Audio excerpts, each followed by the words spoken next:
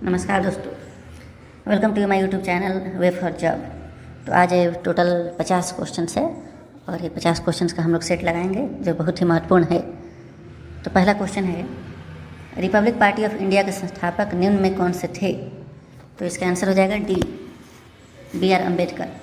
दूसरा क्वेश्चन है, वर्ष 1920 की खिलाफत कमेटी की सभा जिसमें गांधी से असहयोग आंदोलन के नेतृत्व को संभालने का अनुरोध किया गया, वह सभा किस शहर में हुई थी? तो इसका आंसर इलाहाबाद, वह सभा इलाहाबाद में थी। निम्नलिखित में से कौन से व्यक्ति होम रूल लीग की स्थापना के में शामिल नहीं थे?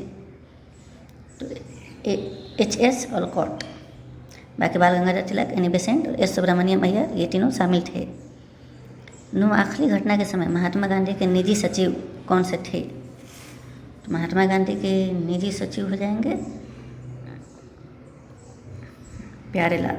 प्यारेलाल महात्मा गांधी के निजी सचिव थे। ठीक, और आगे पांचवा क्वेश्चन है, सविनय अवज्ञा आंदोलन की असफलता के बाद गांधी जी ने महत्व दिया तो रचनात्मक कार्यक्रम को। बंकिम चंद्र चटर्जी की रचना कौन सी नहीं है? तो इसका आंसर हो जाएगा सी, पोस्ट मास्टर।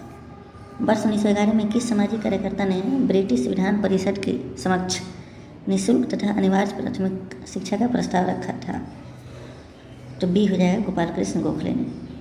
निम्नलिखित में से दक्षिण भारत में विजय प्राप्त करने वाला पहला शासक कौन था? तो इसका आंसर हो जाएगा शेरशाह जो थे वो थे। निम्नलिखित में से कौन सा व्यक्ति रंपा विद्रोह से संबंधित थे? रंपा विद्रोह अलाउद्दीन खिलजी जो थे वो रंपा विद्रोह से संबंधित थे।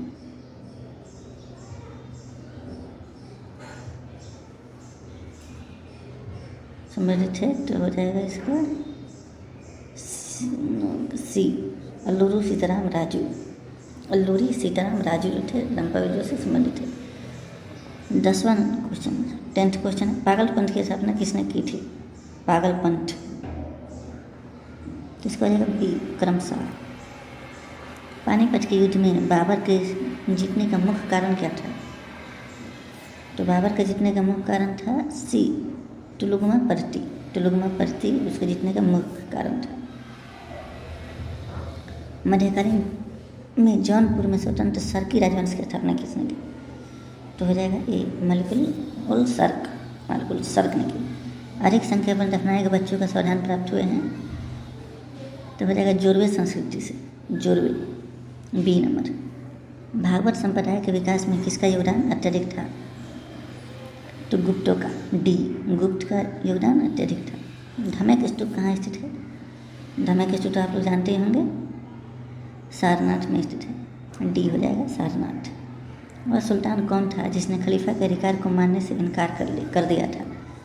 तो इसका बी नंबर हो जाएगा अलाउद्दीन खिलजी। यूरोप को उत्तरी अमेरिका से कौन सा सागर या महासागर अलग करता है? तो इसका आंसर ए हो जाएगा, ए, उत्तरी अटलांटिक महासागर।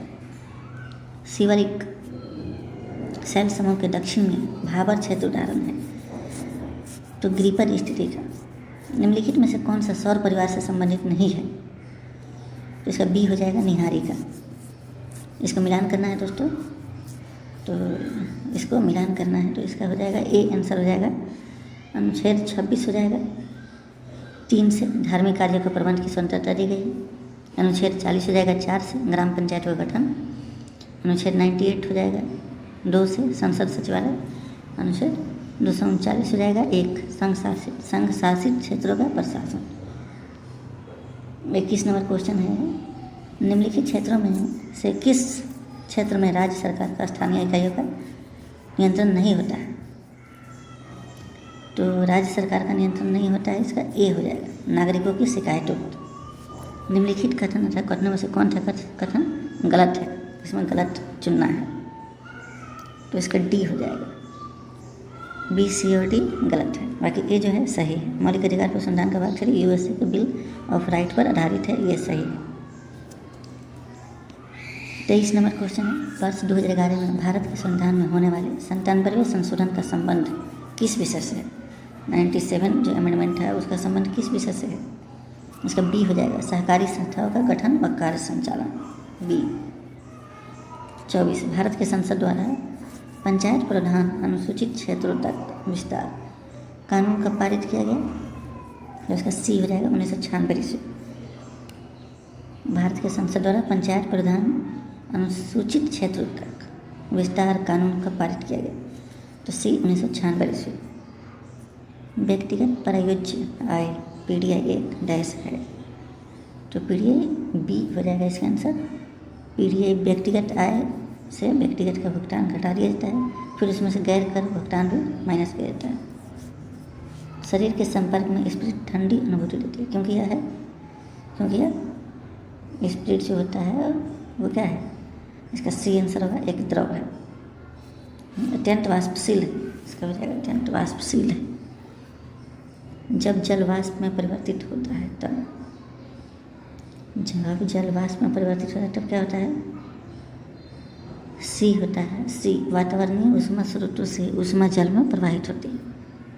हरे पौधे सूर्य के प्रकाश की ऊर्जा का डैश प्रतिशत ग्रहण करते हैं और उसे खाद्य ऊर्जा में परिवर्तित करते हैं, इसका बी हो जाएगा 1% ही मात्र से खाद्य ऊर्जा में परिवर्तित करते हैं। 29 इसको मिलान करना है, 29 का आंसर हो जाएगा ए, डी आंसर हो जाएगा डी, 29 का डी। आर्सेनिक हो जाएगा 1 से फेफड़ों का कैंसर। कैडमियम हो जाएगा हड्डियों में कमजोरी 3।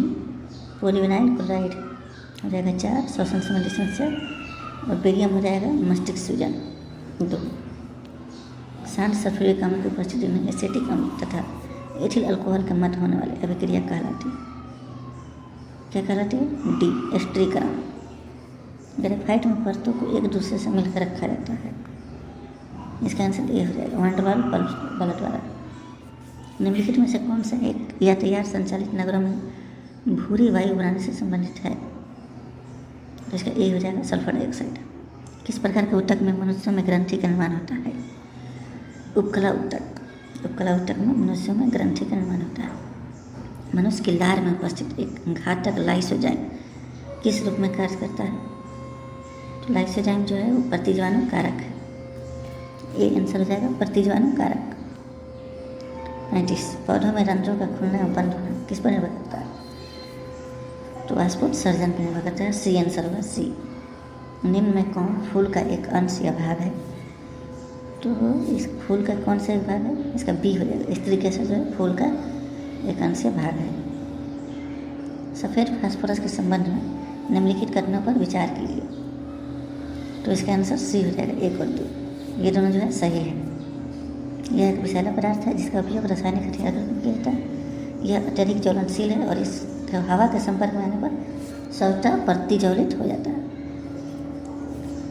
38 क्वेश्चन है, सामान्य ठंड में निम्नलिखित में से कौन नासिक संकुलन के लिए उत्तरदायी है? तो इसका बी आंसर हो जाएगा हिस्टामिन। हिस्टामिन जो है ठंड में नासिक संकुलन के लिए उत्तरदायी है। 39 केंद्र कला का निर्माण किस कोशिकांग द्वारा होता है? केंद्रक कला का निर्माण किस कोशिकांग द्वारा होता है? तो इसका आंसर ए हो जाएगा अंतर्द्रव्य जालिका द्वारा। लसिका और रुधिर कोशिका किस ऊतक का उदाहरण है? लसिका और रुधिर किस ऊतक का उदाहरण है? तो इसका आंसर हो जाएगा डी संवहनीय ऊतक का उदाहरण है। तो 41 क्वेश्चन है, भारतीय अर्थव्यवस्था के संदर्भ में खुला बाजार परिचालन किसे निर्दिष्ट करती है? भारतीय अर्थव्यवस्था के संदर्भ में खुला बाजार परिचालन किसे निर्दिष्ट करता है? तो इसका आंसर सी होगा आरबीआई द्वारा सरकारी प्रतिभूतियों के क्रय और विक्रय करना। 42 क्वेश्चन है, पूंजी खाता परिवर्तनीयता की सिफारिश निम्न में किस समिति ने की थी? तो इसका आंसर ए हो जाएगा तारापुर समिति। 43 नंबर क्वेश्चन है, भारत भूगोल को मानव परिस्थिति के रूप में परिभाषित करने वाला विद्वान कौन है? तो इसका आंसर सी होगा एच बैरोज। 44 भारत के निम्नलिखित क्षेत्रों में से कौन सा पारिस्थितिक उष्ण स्थल माना जाता है? तो इसका आंसर सी होगा पश्चिमी घाट। भारत के निम्नलिखित क्षेत्रों में से कौन सा पारिस्थितिक उष्ण स्थल माना जाता है? तो पश्चिमी घाट को। चलिए 45 क्वेश्चन है, विश्व संगीत दिवस कब मनाया जाता है? तो इसका आंसर बी होगा 21 जून। 21 जून को जो है विश्व संगीत दिवस मनाया जाता है।